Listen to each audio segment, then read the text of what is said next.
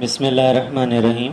अस्सलामु अलैकुम स्टूडेंट्स। हमारा लेक्चर नंबर 11 सेकंड फेज़ का आज स्टार्ट हो रहा है और टॉपिक जो आज हमने करने वो हैं सिग्निफिकेंट फिगर के रूल्स। तो जो प्रीवियस टॉपिक आपने सिग्निफिकेंट फिगर का पढ़ा था उसके अंदर आपने ये देखी थी कि किस तरीके से मेजरिंग इंस्ट्रूमेंट की क्वालिटी अब बढ़ाते हैं। मेजरिंग टेप से आप आगे चले जाते हैं मीटर रूल के ऊपर, तो और भी आगे इंस्ट्रूमेंट होते हैं। तो जो आपके पास इंस्ट्रूमेंट अच्छी क्वालिटी वाले होते हैं उनका लीस्ट काउंट कम होता है, जो आपको ज़्यादा डिटेल बता सकते हैं, तो आपकी नंबर ऑफ़ सिग्निफिकेंट फिगर्स जो हैं वो बढ़ती जाती हैं। या दूसरे वर्ड्स में ये भी कह सकते हैं, उल्टा के इस जुमले को ये भी कहा जा सकता है कि अगर आपके पास number of significant figures measurement में ज़्यादा होती जा रही हैं, इसका मतलब है कि आपका मेजरिंग इंस्ट्रूमेंट जो है उसकी क्वालिटी बढ़ती जा रही है, वो ज़्यादा अच्छा इंस्ट्रूमेंट आप यूज़ कर रहे हैं। तो लेकिन जो आज हमने चीज़ देखनी है, सिग्निफिकेंट फिगर के जो रूल्स देखने हैं, इनका मेजरिंग इंस्ट्रूमेंट से कोई ताल्लुक़ नहीं होगा। ये क्या है कि जस्ट आपको एक नंबर दिया जाएगा, तो आपने बताना है कि इस नंबर के अंदर सिग्निफिकेंट फिगर्स कितने हैं। ये रूल्स को आपने देख के जो है वो उस चीज़ का फ़ैसला करना है, मेजरिंग इंस्ट्रूमेंट के साथ इसका ताल्लुक़ नहीं है। तो लेकिन जो आपका प्रीवियस क्वेश्चन था वो आपको बता दिया था कि वो आपका लॉन्ग का क्वेश्चन है, वो आपको डिटेल लिखना भी था और डिटेल उसको प्रिपेयर भी करना है। इसी तरीके से ये जो आपके रूल्स हैं ये भी आपके जो है वो लॉन्ग के साथ ही पार्ट बन के आते हैं, तो इनको भी आपने नोट डाउन करना है और इनको लिखना भी है। अब इन रूल्स के ऊपर हम आते हैं कि ये रूल्स क्या कहते हैं। ये रूल्स हमें ये कहते हैं कि अगर लेट्स सपोज आपको कोई नंबर मिलता है और उसमें कोई ज़ीरो नहीं होता, तो जितने भी उसमें डिजिट आपको नज़र आएंगे वो सारे के सारे सिग्निफिकेंट होंगे। Non zero digits are always significant. इनकी यहाँ राइट साइड के ऊपर एग्जांपल जो हैं वो अच्छी दी हुई हैं कि फॉर एग्जांपल एक डिजिट है, एक नंबर है जिसमें दो डिजिट हैं 2 और 7। तो अब ये दोनों के दोनों के हैं, इनमें कोई ज़ीरो नहीं है, तो ये इसके अंदर 27 में सिग्निफिकेंट फिगर कितने होंगे 2। 275 में कितने होंगे 3। मतलब वो नंबर जिनके अंदर कोई ज़ीरो नहीं होता, तो नॉर्मल आपके पास नंबर होते हैं 1 से लेकर 9 तक डिजिट्स यूज़ करके नंबर बना हुआ होता है, तो उसके अंदर जितने भी वो डिजिट इस्तेमाल हुए हैं वो सारे के सारे सिग्निफिकेंट होंगे। तो इस तरीके से जो है वो आप इजीली जो है वो उसमें बता सकते हैं कि इसमें सिग्निफिकेंट फिगर कितने हैं। अब अगर आपके पास वो नंबर जिसमें ज़ीरो आ जाए, तो उसमें सिग्निफिकेंट फिगर्स जो है वो आइडेंटिफाई करने का तरीक़ाकार क्या है। अच्छा, क्वेश्चन मैं आपको इसका ऑलरेडी प्रीवियस लेक्चर के अंदर बता चुका था। Write down the rules of significant figures, या आप इसी के से भी लिख सकते हैं write down the rules for identifying significant figures. तो ये आपका जो क्वेश्चन आपका प्रीवियस नंबर चल रहा था उसके बाद ये आपका क्वेश्चन नंबर होगा।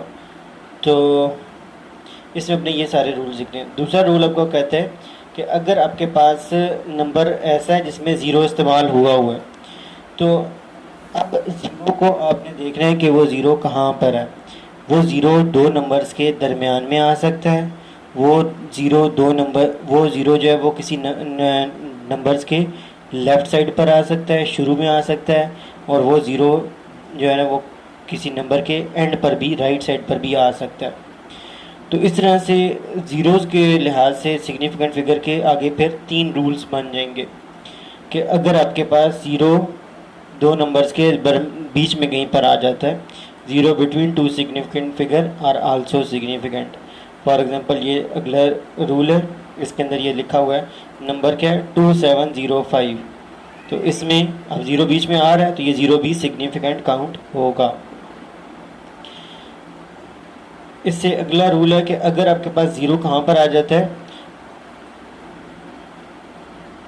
राइट साइड पर आ जाता है, फाइनल और ending zero on the right of the decimal fraction are also significant. अगर आपके पास ज़ीरो कहाँ पर आ जाता है, राइट साइड पर आ जाता है, लेकिन किस नंबर में, वो नंबर जिसके अंदर डेसिमल प्रेजेंट होता है, मतलब पॉइंट लगा हुआ होता है, उसमें आप उस नंबर के अंदर आपके पास अगर राइट साइड पर ज़ीरो आते हैं तो वो ज़ीरोज़ जो हैं वो सिग्निफिकेंट काउंट होंगे। जिस तरह से आपको थर्ड एग्जाम्पल के अंदर यहाँ पर नंबर लिखा हुआ है 275.00। तो ये जो 2 ज़ीरो होंगे ये वाले भी ज़ीरो सिग्निफिकेंट काउंट होंगे, इस वजह से इसके नंबर के अंदर total number of significant digits कितने हो जाएंगे? 5 इसमें आ जाएंगे सिग्निफिकेंट डिजिट्स। तो ज़ीरो के लिहाज से हमें ये चीज़ समझ आई कि अगर ज़ीरो दरमियान में आता है तो भी सिग्निफिकेंट है, और अगर ज़ीरो राइट पर आता है, लेकिन कौन से नंबर में? वो नंबर जिसमें पॉइंट लगा हो।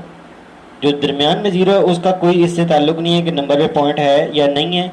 जो राइट के ज़ीरोज़ हैं उनके लिहाज से हमने इस चीज़ को देखना है कि क्या जो राइट पे ज़ीरो आ रहे हैं ये किस नंबर में, उस नंबर में जिसमें पॉइंट है या उस नंबर में जिसमें पॉइंट नहीं है। अभी हम वो वाला रूल देख रहे हैं जिसके अंदर पॉइंट है और राइट पे ज़ीरो आ रहे हैं। तो अगर पॉइंट हो और राइट पे ज़ीरो आए तो उसके अंदर वो ज़ीरो सिग्निफिकेंट काउंट होंगे। अगर पॉइंट ना हो और राइट पे ज़ीरो आए तो वो क्या काउंट होंगे या नहीं होंगे, उनके बारे में अलग से कभी हमने रूल एक और पढ़ना है। अच्छा, अब इसके बाद फोर्थ नंबर रूल में वो कहता है zeros written on the left side. वो ज़ीरोज़ जो आपके लेफ़्ट साइड पर लिखे जाते हैं for the purpose of spacing decimal point are not significant. वो ज़ीरोज़ जो आप डेसिमल पॉइंट के लेफ़्ट डेसिमल पॉइंट वाले नंबर में, या ऑब्वियसली जो है ना किसी भी नंबर के अंदर लेफ़्ट पे ज़ीरो वैसे नहीं लगाया जाता, वो पॉइंट पहले से प्रेजेंट होता है, तो उस वजह से आपको ज़ीरो जो है वो इस्तेमाल करने पड़ते हैं। तो बहरहाल अब ये आपके पास रूल नंबर 4 है और इसमें जो पहला नंबर है वो 2 है। तो अब इस 2 के लेफ़्ट साइड पर पहले नंबर के पीछे लेफ़्ट साइड पर जितने भी ज़ीरोज़ आएंगे इनमें से कोई भी ज़ीरो, चाहे पॉइंट के आगे आ रहा है चाहे पॉइंट के पीछे आ रहा है, पहले नंबर के पीछे पहले नंबर के लेफ़्ट पर जितने भी ज़ीरोज़ आते हैं वो लेफ़्ट वाला कोई भी ज़ीरो सिग्निफिकेंट काउंट नहीं होता। इसलिए इस डिजिट के अंदर वही जो 2 डिजिट राइट पर आ रहे हैं 2 और 7 वो ही सिग्निफिकेंट होंगे। इसके अंदर total number of significant digit 2 होंगे। अब एक रूल बच जाता है, वो ये कौन सा, जो भी हमने ऊपर पीछे बात की थी कि अगर ज़ीरोज़ राइट पर आए और नंबर पॉइंट वाला हो तो फिर तो वो ज़ीरोज़ काउंट होते हैं। अब एक बात ये रह जाती है कि अगर नंबर के राइट पे ज़ीरोज़ आ रहे हैं लेकिन पॉइंट नहीं है तो फिर वहाँ पर क्या हमें करना होता है। लेकिन उस रूल पर जाने से पहले इस एग्जांपल को देखें। ये जो आपके राइट साइड पर लिखी गई है ये आपको सारी उस पिछले जितने भी हमने रूल्स पढ़े सबकी समरी जो है वो इसमें समझ आ जाएगी कि इसके अंदर ये जो 2 है और ये 7 है ये दोनों कौन से डिजिट्स हैं? ये वो डिजिट है जो नॉन ज़ीरो है, तो ये दोनों डिजिट काउंट होंगे। अब जो दरमियान में इनके ज़ीरो आ रहा है तो दरमियान वाला ज़ीरो, नंबर के बीच में जो ज़ीरो आते हैं जितने भी ज़ीरो आए वो सारे ज़ीरो काउंट होते हैं। जो राइट पे ज़ीरो आ रहा है क्या ये काउंट होगा या नहीं होगा? तो ये काउंट होगा। क्यों? क्योंकि नंबर में ऑलरेडी आपको पॉइंट नज़र आ रहा है, तो ये वाला ज़ीरो भी काउंट होगा, ये वाला ज़ीरो भी काउंट होगा। नंबर तो वैसे भी काउंट होते हैं। और जो लेफ़्ट वाले ज़ीरोज़ हैं नंबर 2 के लेफ़्ट साइड पर, ये तीनों ज़ीरोज़ जो हैं वो काउंट नहीं होंगे क्योंकि लेफ़्ट का कोई भी ज़ीरो जो है वो सिग्निफिकेंट डिजिट्स में शामिल नहीं किया जाता। इसलिए इसके अंदर total number of significant figures कितने होंगे? 4 होंगे। ये पहला जो नॉन ज़ीरो नंबर है, फिर जो ज़ीरो दरमियान में आ गया, फिर दोबारा नॉन ज़ीरो नंबर आ गया और फिर एक ज़ीरो जो राइट पर दिया गया था। तो इस तरीके से आपको ये चारों रूल जो हैं वो इसमें इस्तेमाल हो जाते हैं कि नॉन ज़ीरो डिजिट भी सिग्निफिकेंट होते हैं, बीच वाला ज़ीरो भी सिग्निफिकेंट होता है, अगर पॉइंट लगा है तो राइट वाला ज़ीरो भी सिग्निफिकेंट होता है, और जो है पॉइंट लगाओ ना लगाओ नंबर के पहले नंबर के लेफ़्ट वाले जितने भी ज़ीरो हैं वो सिग्निफिकेंट काउंट नहीं होते। अब इसके बाद अगला रूल जो हमने ऊपर बात की थी कि अगर हमारे पास नंबर में राइट पे ज़ीरोज़ आ रहे हों लेकिन पॉइंट बीच में ना हो तो फिर हम उन ज़ीरोज़ को क्या काउंट करेंगे या नहीं करेंगे सिग्निफिकेंट के तौर पर। ये उसका आखिरी रूल है उस बारे में। इन होल नंबर वो होते हैं जिनके अंदर पॉइंट आपको नज़र नहीं आता। अच्छा, दैट एंड इन 1 और more zeros without a decimal point. एक होल नंबर जिसके अंदर पॉइंट नहीं है और उसके राइट पर एक या एक से ज़्यादा ज़ीरोज़ लगे हुए हैं। अब ये ज़ीरो काउंट होंगे या नहीं होंगे इसके बारे में वो क्या कहता है, दी ज़ीरोज़ मे और may not serve to be significant. ये ज़ीरो काउंट हो भी सकते हैं नहीं भी हो सकते, तो इनका फ़ैसला कैसे करेंगे अभी हम वो देखते हैं। In such cases it is not clear which zero serve to be to locate the position value and which are actually part of measurement. अब इस तरह की पोजीशन के अंदर हमें नहीं पता होता कि कौन सा ज़ीरो जो है वो उसकी मेजरमेंट का हिस्सा है और कौन सा ज़ीरो है, क्योंकि जब नंबर में पॉइंट लगा हो तो फिर तो आप राइट पर ज़ीरोज़ जो है वो जो लगाते हैं वो मेजरमेंट का पार्ट होते हैं। लेकिन अगर नंबर के अंदर पॉइंट नहीं है तो फिर उन ज़ीरोज़ को आप इस तरीके से नहीं बता सकते कि उनमें से कौन सा नंबर है जो आपने जो उसमें मेजरमेंट का हिस्सा है और कौन सा ज़ीरो है जो मेजरमेंट का हिस्सा नहीं है, वो फिर आप इजीली बता नहीं सकते। तो क्या करना होगा इस सूरत में? तो आखिरी लाइन में उसने सारी सिचुएशन का हल बताया है कि इस तरह का नंबर जिसमें पॉइंट ना हो और राइट पे ज़ीरो आ रहे हो तो उनमें हमने क्या करना है। तो उसका ये होता है कि वो नंबर आपको साइंटिफिक नोटेशन के अंदर कन्वर्ट हुआ मिलता है। वो नंबर आपको साइंटिफिक नोटेशन में कन्वर्ट हुआ मिल जाता है। फॉर एग्ज़ाम्पल आपके पास ना ये लास्ट नंबर है 210.0, ठीक है, ये वाला। सॉरी, इसके अंदर भी आपके पास पॉइंट ऑलरेडी प्रेजेंट है तो इसको भी हम एग्जांपल के तौर पर यूज़ नहीं कर सकते। देखते हैं पीछे यहाँ पर साइंटिफिक नोटेशन के टॉपिक में शायद हमारे पास कोई इस तरह का नंबर हो जिसमें पॉइंट ना हो।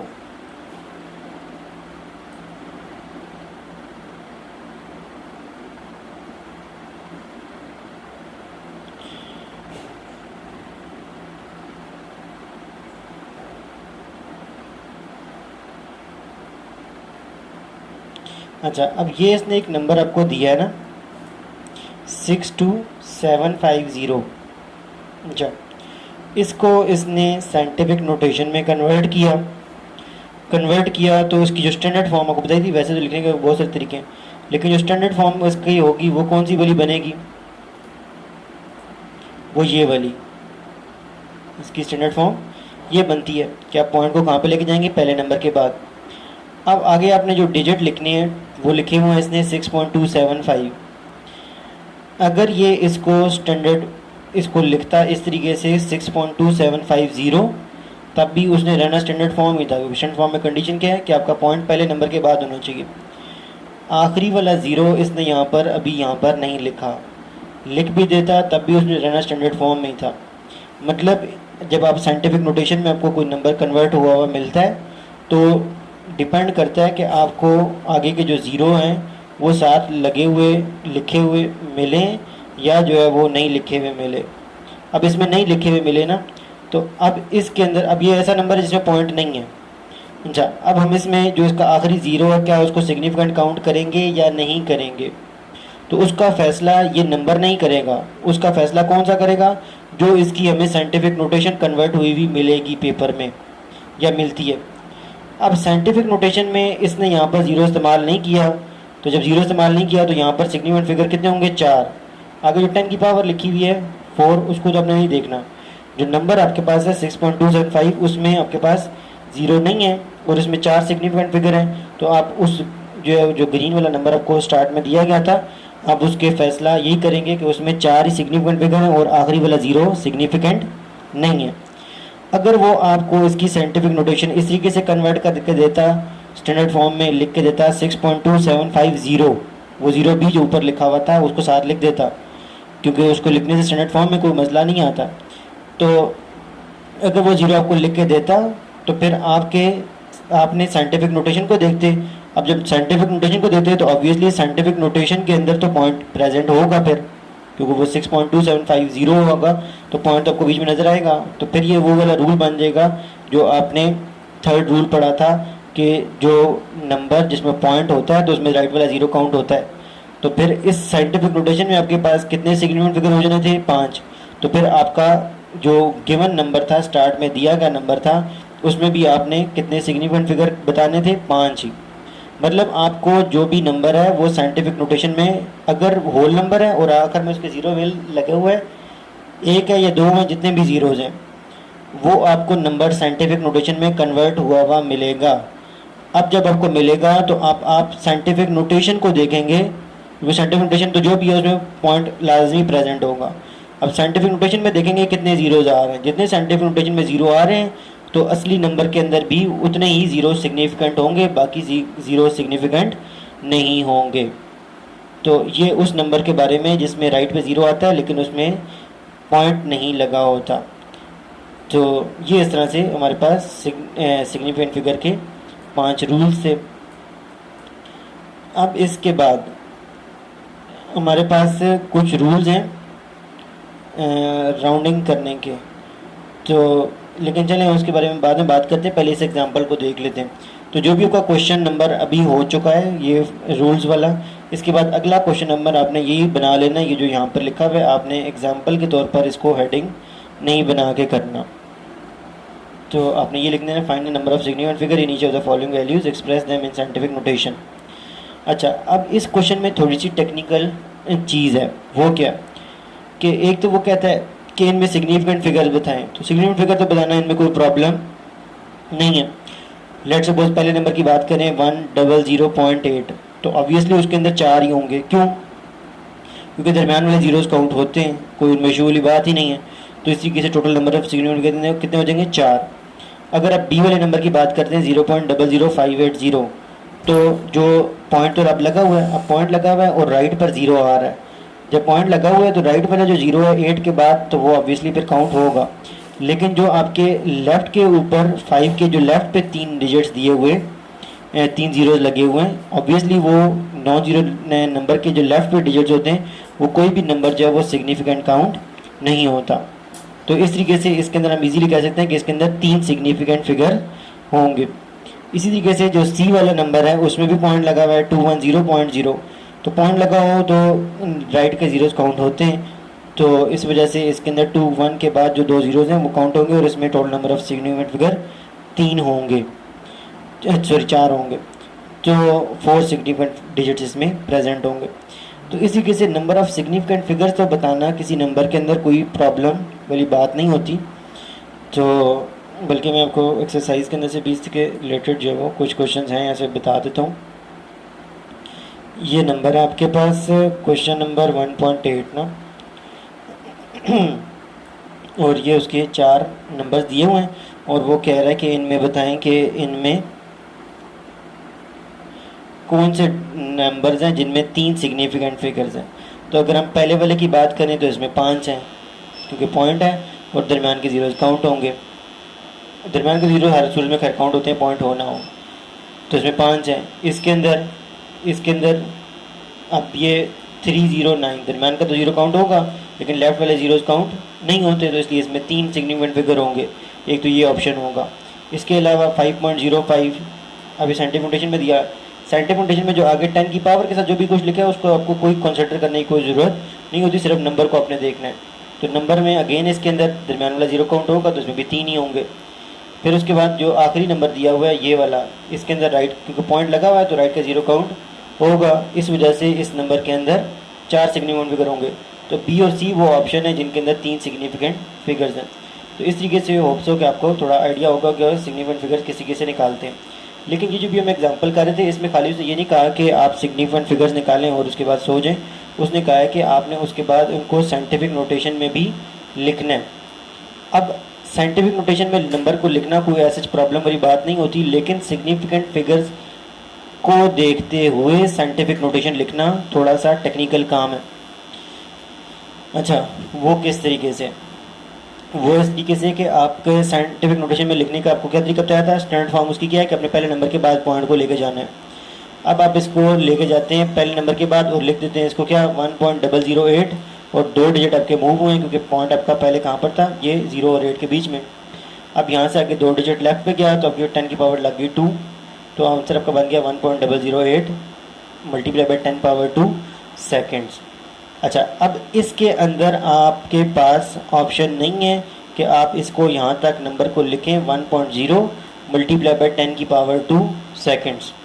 अगर खाली साइंटिफिक नोटेशन का क्वेश्चन होता तो आप उसको, क्योंकि साइंटिफिक नोटेशन में तो कंडीशन यही है कि आपने सिर्फ पहले नंबर के बाद पॉइंट लेकर आना होता है, तो जो पावर बनती है वो पावर आपने लिखनी होती है। तो साइंटिफिक नोटेशन के लिहाज से तो आपके पास सिर्फ यहाँ तक भी आप लिख देते ना 1.0 मल्टीप्लाई बाई 10 पावर 2 सेकेंड्स, तो आपका ठीक था। लेकिन क्योंकि इस गिवन नंबर में कितने सिग्निफिकेंट फिगर थे? 4। अब आप जब साइंटिफिक नोटेशन में उसको लिखेंगे तो साइंटिफिक नोटेशन में भी आपके पास 4 नंबर यहाँ तक होने चाहिए। अगर आपके 4 पूरे नहीं हो रहे, इसका मतलब आपने साइंटिफिक नोटेशन सिग्निफिकेंट फिगर के लिहाज से सही तरीके से नहीं लिखी। सिग्निफिकेंट फिगर आपके लेफ़्ट और राइट पे बैलेंस नहीं हो रहे, तो इसका आपने ख्याल रखना है कि अगर आपको सिर्फ साइंटिफिक नोटेशन में कन्वर्ट करना है किसी नंबर को, तो फिर आप 1.0 भी लिख सकते थे। लेकिन अगर आपको सिग्निफिकेंट फिगर का भी साथ डिस्कशन की गई है क्वेश्चन में, तो फिर आपने ये ध्यान रखना है कि साइंटिफिक नोटेशन उस तरह से लिखी जाए कि जो गिवन नंबर है और जो साइंटिफिक नोटेशन है, दोनों में number of significant figures same होने चाहिए। अगला नंबर है 0.00580। अब इसमें आपका पॉइंट कहाँ पर होना चाहिए? यहाँ 5 और 8 के बीच में आना चाहिए। तो अब 3 डिजिट आपको आगे लेके जाना पड़ेगा, तो बन जाएगा 5.80 मल्टीप्लाई बाय 10 की पावर -3। अच्छा, अगेन इसके अंदर आप इसको ऐसे नहीं लिख सकते 5.8 मल्टीप्लाई बाय 10 की पावर -3। अगर सिर्फ साइंटिफिक नोटेशन होता तो आप उसको 5.8 मल्टीप्लाई बाय 10 पावर -3 किलोमीटर लिख सकते थे। लेकिन क्योंकि हमें पता है कि जो हमें क्वेश्चन में नंबर दिया गया था ये वाला, इसमें 3 सिग्निफिकेंट फिगर थे। आप जब आंसर लिखेंगे तो उसके अंदर अगर आप सिर्फ 5.8 लिखते हैं तो उसमें तो 2 सिग्निफिकेंट फिगर बनेंगे, इसलिए आपने राइट का 0 भी साथ शामिल करना है, ताकि आपके जो साइंटिफिक नोटेशन है उसमें भी 3 ही सिग्निफिकेंट फिगर हों। जैसे क्वेश्चन में, इस क्वेश्चन में कितनी थी? 3 थी, तो आपके आंसर में भी पूरी होनी चाहिए। इसी तरीके से आखिरी नंबर था आपके पास 2210.0। अब इसमें कितने सेकंड फिगर थे? 4, क्योंकि राइट का 0 काउंट होते हैं पॉइंट लगा हो तो अब इसमें 4 थे। अब आप आंसर जब लिखेंगे तो आप अब आंसर को 2.1 पर मल्टीप्लाई बाय 10 पावर 2 लिख के छोड़ नहीं सकते। अपना 2 डिजिट मूव किया, 10 पावर 2 आपकी लग गई। अब अगर आप इसको सिर्फ साइंटिफिक नोटेशन में लिख रहे होते तो आप इसको बहुत इजीली लिख सकते थे 2.1 मल्टीप्लाई बाय 10 की पावर 2 के पॉइंट आप 2 डिजिट आगे ले गए और आपने इसको लिख दिया। लेकिन क्योंकि आपने सिग्निफिकेंट फिगर का ध्यान रखना है, तो लेफ्ट वाले नंबर में जो आपको गिवन नंबर था उसमें 4 थे ना, तो आप अपने उसको पूरा करना है साइंटिफिक नोटेशन में भी। तो आपको 2.1 के आगे 2 जीरोज़ वो जो वहाँ पर दिए गए थे वो यहाँ पर 7 लगाने होंगे, ताकि इसमें भी 4 ही सिग्निफिकेंट फिगर्स मौजूद हों और आपका आंसर फिर साइंटिफिक नोटेशन का सिग्निफिकेंट फिगर के लिहाज से ठीक माना जाएगा। होप सो ये बात आपको, ये एग्जांपल आपको अच्छे तरीके से समझ आ गई होगी। आपने इसको इसी तरीके से नोट डाउन करना है। अब आखिरी चीज़ हम देख लेते हैं हमारे चैप्टर की, वो क्या है? Rounding the numbers. नंबर्स को राउंड करने का तरीकाकार क्या है, ये आपको मैथ्स में पढ़ाया जाता है बहुत ज़्यादा डिटेल के साथ, तो हम भी इसको शॉर्ट फॉर्म में देखते हैं। तो लेट मैं इसको ज़रा साइज़ का बिगर कर दूँ। अच्छा, तो पहला रूल इसका क्या? अब अगला क्वेश्चन आपने ये बना लेना है, explain the rules of rounding the numbers. आपका आखिरी क्वेश्चन ये होगा, explain the rules for rounding the numbers. अब ये कि इसमें 3 रूल्स हैं और हर रूल के साथ एक एग्जांपल लिखी हुई है, तो वो आपने एज टेस्ट जो है वो लिखनी है। मैं आपके सामने ये समझा देता हूँ। अगर आपका लास्ट डिजिट 5 से कम हो तो फिर आपका जो नंबर है वो एज इट इज़ रहता है, कि इस नंबर को उसने कहा है कि 3 सिग्निफिकेंट फिगर पर राउंड करें। अब इसकी पहले 3 सिग्निफिकेंट फिगर कहाँ पर बनती हैं? 1.94 पर। तो जब अपने 3 सिग्निफिकेंट फिगर पर राउंड करना है इसको, तो फिर आप देखेंगे किसको? उससे अगले वाले को, जो चौथा डिजिट है वो क्या दिया हुआ है आपको? 3 है, वो 3 है, और 3 आपको पता है 5 से छोटा होता है, इसलिए आपका जो पिछला डिजिट होगा ना 4, वो एज इज रहेगा, उसमें कोई चेंज नहीं आएगा। जब आप राउंड कर रहे हैं तो आपने देखना होता है जिस डिजिट को मैंने राउंड करना है उससे अगला डिजिट क्या 5 से छोटा है या 5 से बड़ा है या खुद 5 है। तो अगर आपके पास डिजिट जो है वो 5 से छोटा है तो उस पिछले नंबर में जिसको आप राउंड करने के लिए बैठे हुए थे उसमें कोई चेंज नहीं आएगा, आपका नंबर 1.94 पर राउंड हो जाएगा। अच्छा, इसके बाद अगर आपके पास ये अगला है कि अगर आपके पास जो लास्ट डिजिट जिसको आपने राउंड करना है वो उससे अगला नंबर जो है वो 5 से बड़ा है, तो जो आपका नंबर जिसको आपने राउंड करना है वो फिर 1 इंक्रीज़ कर जाएगा। वो किस तरीके से? अब इसको आपने 2 सिग्निफिकेंट फिगर, इसमें आपने इसको 2 सिग्निफिकेंट फिगर के ऊपर राउंड करना था, तो दूसरी सिग्निफिकेंट फिगर कौन सी बनती है इसमें? 4। 1 के बाद अगली सिग्निफिकेंट फिगर कौन सी है? 4। तो अब इसको 4 को अपने राउंड करना है, तो देखना किसको है? इससे अगले वाले को। अच्छा, फैसला अगले वाले के लिहाज से होगा। अब अगला वाला 5 से बड़ा है, तो ये इस वजह से ये पिछला जो 4 था, ये दूसरा सिग्निफिकेंट फिगर ये 1 इंक्रीज़ करके 1.5 हो जाएगा, तो ओवरऑल नंबर 1.47 राउंड होकर 1.5 बन जाएगा। तो इसलिए आपने इस चीज़ का भी खास ध्यान रखना होता है कि आपने कौन से वाले डिजिट को राउंड करना है और उसके अगला नंबर कौन सा वाला है। अच्छा,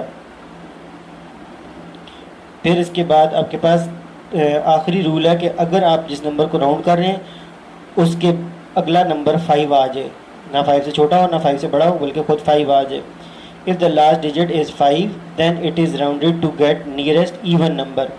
अच्छा, क्या कहना चाहता है वो? कहता है कि अब ये नंबर है, दोनों को आपने 2 सिग्निफिकेंट फिगर पर राउंड करना है, 1.35 को भी और 1.45 को भी। अच्छा, जब 2 सिग्निफिकेंट फिगर के ऊपर राउंड करना है तो आपके पास जो नंबर राउंड होगा वो तो 3 है। अब उसके बाद क्या आ गया? 5। अच्छा, अब क्योंकि पिछला नंबर आपका जिसको आप राउंड करने जा रहे थे वो ऑड था, अगला नंबर आपके पास क्या आ गया? 5 आ गया। ना 5 से छोटा है ना 5 से वो नंबर बड़ा है, खुद ही 5 आ गया। तो अब पिछले नंबर जिसको राउंड करना है उसको देखेंगे क्या वो इवन है या ऑड है। अगर तो वो ऑड है, जैसे अभी यहाँ पर 3 है जो कि ऑड है, तो फिर वो एक इंक्रीज़ कर जाएगा और फिर 1.4 लिखा जाएगा। और अब इसी तरीके से इस नंबर को भी अपने 2 सिग्निफिकेंट फिगर पर राउंड करना था, तो दूसरा सिग्निफिकेंट फिगर 4 था और उसके बाद जो अगला नंबर है ना वो 5 से छोटा है ना 5 से बड़ा, बल्कि खुद 5 है। तो पिछला नंबर आपने देखा तो वो पिछला नंबर आपके पास इवन मिल गया। अगर इवन है तो फिर आप उसको ऐसे लिखा रहने देंगे, और अगर ऑड हो तो आप उसको फिर एक बढ़ा कर राउंड करते हैं। तो ये इसके रूल्स थे जो आपने एज इट इज़ जो है ये रूल्स लिखने हैं। मैं दोबारा से आपको इनको ऊपर से नीचे तक क्लियर करके दिखाता हूँ ताकि आपके लिए लिखना आसान हो जाए और आप इनको क्लियरली लिखें। ये रूल नंबर 1 ये उसकी एग्ज़ाम्पल है, फिर उसके बाद ये रूल नंबर 2 है और ये उसकी एग्ज़ाम्पल है, फिर ये रूल नंबर 3 है और फिर ये उसकी एग्ज़ाम्पल है। तो ये आपने रूल्स लिखने भी हैं, इनको समझना भी है, इनको प्रिपेयर करना है ताकि जो है वो आपका ये सारी चैप्टर प्रिपेयर हो जाए। अभी के लिए अल्लाह हाफिज़ वस्सलाम।